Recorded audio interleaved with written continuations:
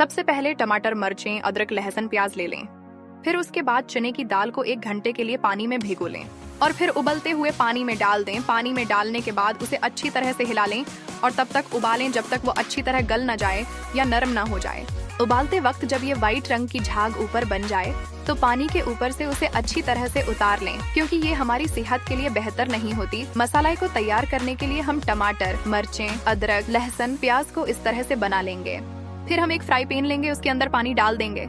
पानी डालने के बाद एक एक करके टमाटर, मिर्चें, अदरक, लहसुन, प्याज को उसके अंदर डाल देंगे और उसके बाद 3 चम्मच सूखा धनिया डाल देंगे।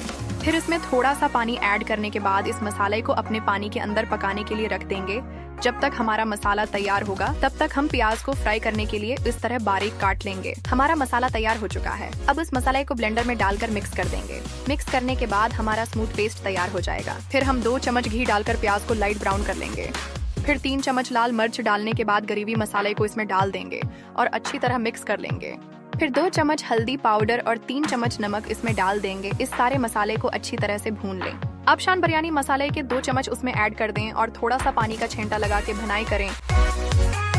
उसके बाद हम चने की दाल को उसके अंदर डाल के अच्छी तरह से मिक्स कर लेंगे। अब हमारी ग्रेवी दाल चना नान चपाती के साथ खाने के लिए तैयार है।